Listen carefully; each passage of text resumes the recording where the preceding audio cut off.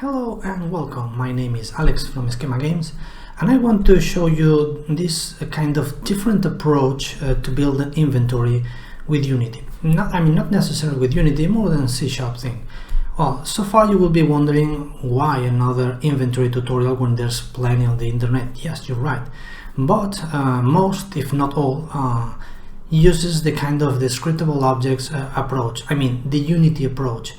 And I don't like to use the Unity approach for things that shouldn't. I prefer to keep things separate from the engine as much as possible, so that way if later on I want to port the game to Godot or any other engine, I will be able to do it more easily if I don't rely on those scriptable objects and all that Unity stuff that honestly doesn't add too much to the equation here itself. So I'm going to show you the classic old-fashioned way of doing an inventory. We're about to use JSON objects for the items itself. I'm going to populate the inventory with random items, which is usually what I do in most games. I put random items for the overall garbage items, and I only create kind of a few special items, which is the one that I want to give after a quest or killing a boss or whatever thing that you want to do in your game. So let's take a look at it. I did this kind of inventory using GUI just because why not? You can obviously change the code. The code is on GitHub, so you can take a look, and it will be just to change a couple of things. Instead of in GUI, you can use the Unity UI. And the inventory itself, as you might guess, is just a kind of regular thing. Nothing fancy here, nothing spectacular. It's just kind of the usual item image. I added the kind of quality of the item, if the item is good, is broken, is damaged, is epic, the price, the name of the item itself, how many of items we have. We have 10 arrows here. We have one item of the others. Of course, the least important thing here is the UI itself, because how do you want to present this inventory to your players? That's up to you.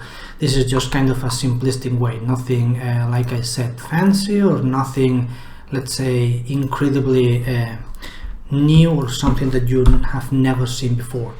So the important thing is how we're about to separate the data from the view. We're about to use the MVC pattern, so the model view controller pattern, and we're about to take a look at how to separate the items in a, let's say, proper way. I don't know, I've seen a lot of inventory packed things. Well, everything it's in the same class, so it's kind of not ideal.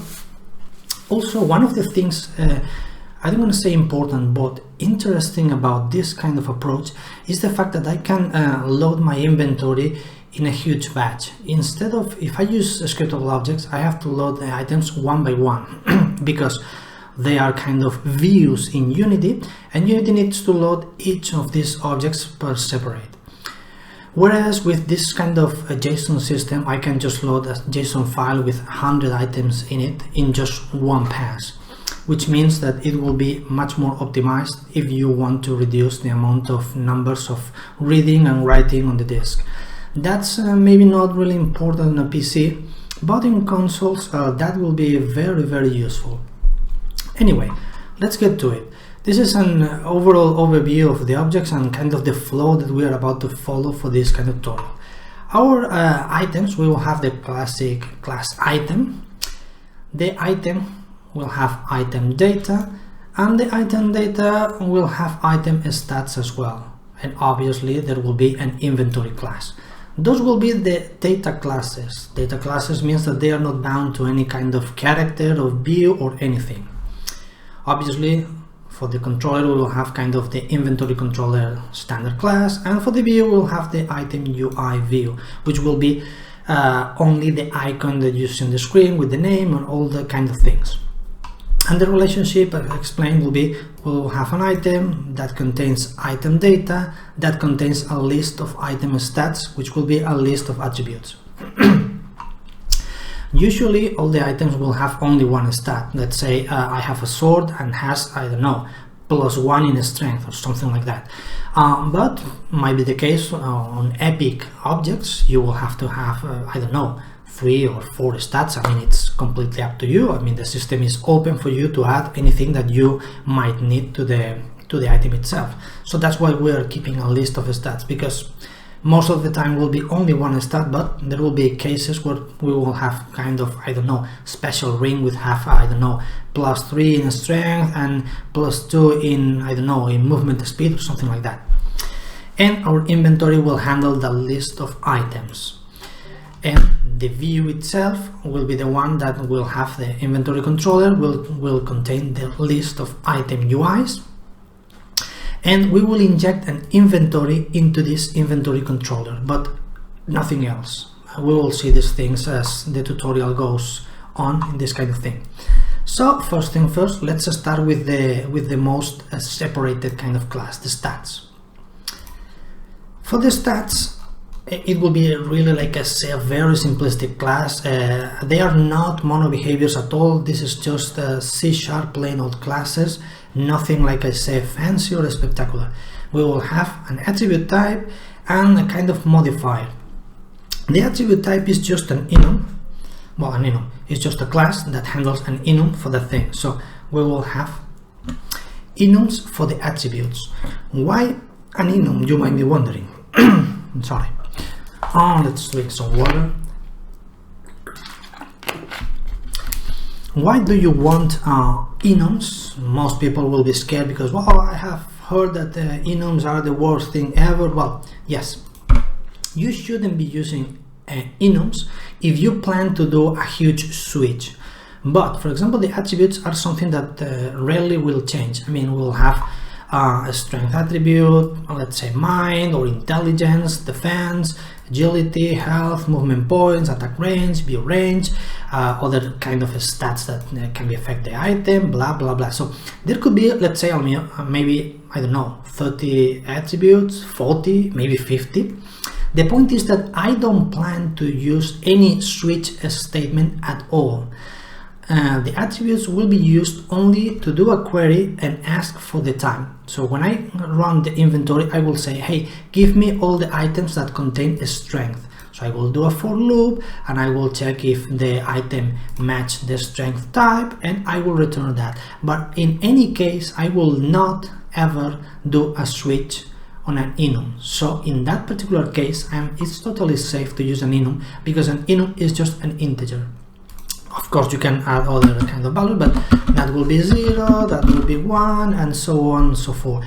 So obviously, it's much faster to check of an int rather than checking a string or something else. And the same for the rest of things. Modifier will have two kind of modifiers for this item stats. The modifiers could be either an addition or a percentage. Like I said earlier, let's say we have our sword, and that kind of sword have a modifier which is +3 in strength, so that means an addition. We're about to add 3 points, but could be +5% in strength, for example, in which case will be a percentage. So we need to do a different calculation whether it's an addition or whether it's a percentage. The same for the quality. I did another enum because the quality will never change. Maybe your game designer will want to add another type, but it's rarely that something else will be added to this kind of enum. And that's pretty much it. Also, I have an inventory code status, so that way when I add an object to the inventory, I kind of return this inventory code status, so I know if the object was added or the object wasn't added at all. So very, very, very simplistic. So like I said, our item stats have this attribute type, which, like I said, we're about to store what value is, what kind of attribute is bounded to this value, and obviously our constructor. In this particular case, for this tutorial, I just clamped the max value to 100. Let's say classic RPG, where the items cannot be more than 100 points of whatever thing is, damage or level or whatever thing you want to call it. And that's it. We're about to store the attribute in the constructor, and we will never change the attribute. Later on, we will change the attributes using modifiers, but as soon as we create an attribute, let's say +3 in strength, that thing will never ever change. That's why you have public getter, but only the private because it will be set on the constructor. Could have been this just read-only values as well, but well, you know, let's keep it simple. Now the stats have this kind of class, which is the attribute type, which will contain the modifier as well, like I said, if it's an addition or a percentage, and just the same as the other, will be created on the constructor and will be never ever changed, because you don't want an attribute to be changed. As soon as I have created this attribute to be +3 strength, will never be changed. We will maybe make a modification later with the modifiers to do kind of a stack, so we can have +3 strength, +2 strength with another item or things like that. But the item itself, the attribute itself, as the same as the modifier, will never ever change. So that's why they are only getters, so you can read the value, but you cannot by any means modify that. And that will be our item stat class.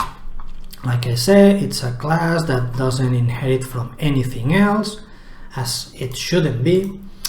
And just like our diagram, we have seen the item stats, so let's get to the item data. The item data will be kind of pretty much, I don't want to say the same class, but this is obviously the data that, like I said before, the data that kind of doesn't change too much, or kind of the data that defines the object, because the item itself will be kind of our placeholder, our empty class that only serves a purpose to have the data and the stats, nothing else. So the data will have the amount, because for example we can create a stack of items like arrows, or maybe potions, you want to have a stack of potions or something like that. So we will keep track of that kind of amount. Let's say that by default will be 1, in the sense of we will have only one item, one sword, one ring, or whatever thing you want to put in your inventory, right? Like I said at the beginning, we'll have the item stats. So will be a list. Will be only one stat at a time, but like I said earlier, you can create items in the way you see fit. You can add 2 item stats, 3, 4, whatever. The sky is the limit, right? We will keep track of the max amount of that amount of items on the stack, and we can change the amount, because if we have that kind of a stack, that's the only value that we will want to change the amount. We pick up another, I don't know, bunch of arrows, so we want to modify the amount of the current stack to be clamp the values to the max amount and the minimum amount and blah blah blah. I mean, nothing else that you never seen before. We will return the collection as read-only collection. Even though this is kind of pointless, the way that C# treats this kind of objects, but well, nonetheless, we will try to avoid as many interferences as possible. We don't want anyone messing around with our stats, so we will return that as a read-only collection. And that way you can read the stats, because you will want to populate their inventory in the inventory view class, so you will have to read the objects, check what stats they have, probably print those stats on the screen or something like that. That's why we return that as a read-only collection, because we don't want anyone messing around with our stats. As soon as this item will be created, will be injected with the stats that we want, with whatever thing, and the only thing that will be changed is the amount. Nothing else will be changed. And like I said, the constructor will do exactly that thing. We will be given an amount, a max amount, and the list of items that we're about to inject to this particular item data, and that's it. This will never ever change. Well, I see that is incorrect. Yeah, that's much better. And obviously we should change this to var and nothing else. So this is our item data. Nothing, like I say, kind of really fancy, right? So now let's take a look at the heart of the item itself. That's the other object. Let's say this will be our parent, and will be abstract because we will want to inherit kind of the sword item, I don't know, the potion item, the shield item, whatever kind of items you will have in your game. I'm talking kind of on an RPG items, but obviously this an inventory could be for any kind of object. Could be a shooter, could be another thing. So things that are part of the item and not the item data. Why there's this kind of separation? Because, well, the item data are kind of things that, let's say, that doesn't belong to the item itself, but it's, let's say, a little bit hard to explain, because you can obviously fit everything within the item, but in order to keep things separated, the item data serves the purpose to have kind of data that it's intangible. This data could belong to any kind of object. A sword can have this item data, a shield can have this item data. I mean, any object could have this thing, because the item data will be just the amount and the stats, and those stats can be given to many objects. That's why they are kept in a separate class, because the item itself is something that will, let's say, doesn't change and is unique. It will have a unique quality, the value, the price, the level, and obviously the data we have injected. We want to keep track if it was equipped and what is the object ID that this object will have nonetheless. And obviously the constructor, nothing else. We can have a method to clone the item, our constructor copy to pass the items, and the constructor that we will use to build the real object.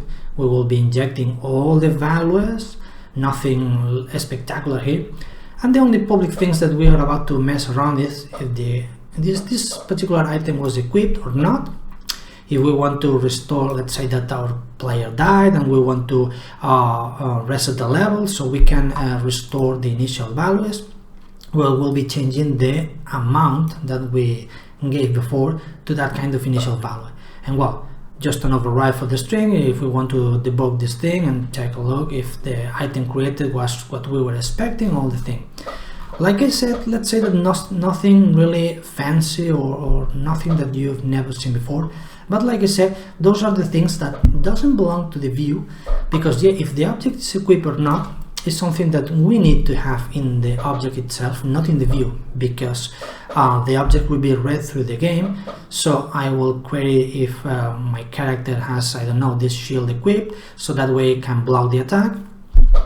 But it's not a value from the view itself. The view will have other things, like for example selected. If the object is selected or not, that's part of the view, not the item itself. The item itself doesn't know how to display itself or doesn't know anything about the outside world. It's just a data class. It will handle the data for this object, but things like selected, particles, and what image you will use, things like that are not part of the item itself. They shouldn't by any means. And our last and final class is the inventory itself. And the inventory itself will handle just a list of items, nonetheless. We'll have what is the ID of the character attached to this inventory, because obviously we can have as many inventories for each of our characters, so each character can have its own inventory, and or maybe, I don't know, an NPC or something like that. The point is that the only kind of relationship with the outside world, I mean, the inventory will not know anything about players, characters, NPCs, whatever the thing. It will have only an ID to reference something that has been attached to this thing. That ID, of course, I set character here in the description, but could be, like I said, an NPC, could be just a tree that we have in our world, and that tree contains an inventory, I don't know, I mean, whatever thing. So this will be the ID of the thing attached to this inventory. How many items I want to have in this inventory? I want to, for example, have a limit on the inventory. Only 45 items the player can carry around within this inventory. Of course, this number can be changed, can be even though serialized or something like that. And just the same as before, we will return a read-only collection because we want to populate our UI class or UI view, and we want to read the items in order to put the image on it, put the value, the name, all that thing. Well, the init and destroy, very easy. We will inject the ID of that kind of thing, let's say, like I say, character, NPC, tree, whatever thing, and the list of items that will be part of this inventory.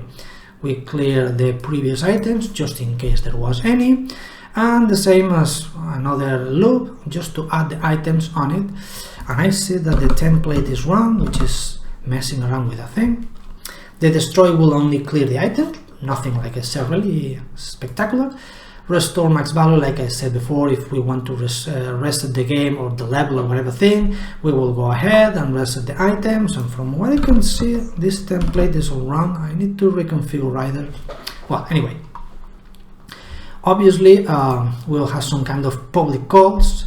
Our delete item, we will look for the inventory, we will check the object ID. If it belongs to that thing, we will be removed from the list, nothing else.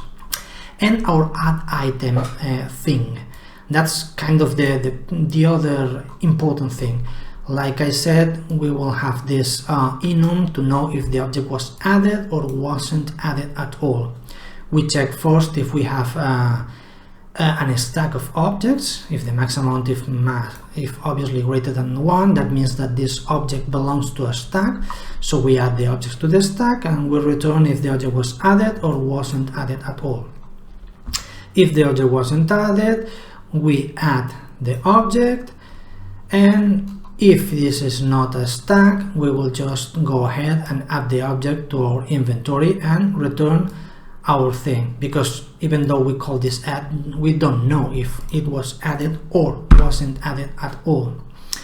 The object to the stack, sorry, it's very easy. We look through the list, check the object ID, and if it is, we increase the amount and we flag the thing as was correctly added. And the add object to the inventory, as you might guess, we first check if we are within the boundaries of our limit, that kind of artificial limit that we have created with these total items. If so, the object is not added, otherwise we add it to the list and return the thing. So this is our inventory class, our data inventory class. As you can see, we are not handling the view here because we don't have to. It's obviously not the task of this class. We need to keep things separated. That's the data thing, and the data doesn't belong to the view at all, so that's why the things from the view will be handled in the inventory controller, which is the one that will handle the view. But the inventory itself, as you see, there's no character attached, there's no any other kind of mono behavior or thing in the view, no game object attached, because like I said, this inventory, it's plain and simple data. We handle a list of objects, we add or remove items from that list, and that's it. What will be done with those items, it's something that doesn't concern to us as our inventory. We are just kind of a dumb class. We just handle a list of items, we add items or remove items. That's the purpose of this class itself. Just like the purpose of the data or the stats or the item itself. We just serve a purpose. Every class needs to have its own meaning and should do one thing and one thing alone. We cannot mess around with mixing different things that doesn't belong to this thing itself. So it's time to wrap up this first part of the tutorial, and the next one will be talking about the controller itself, and we will take a look at the view itself, which is, as you have seen initially in Unity, it's really just a simple image here with the names and things like that, so very easy to follow and to work with. So I will see you on the next tutorial. See ya!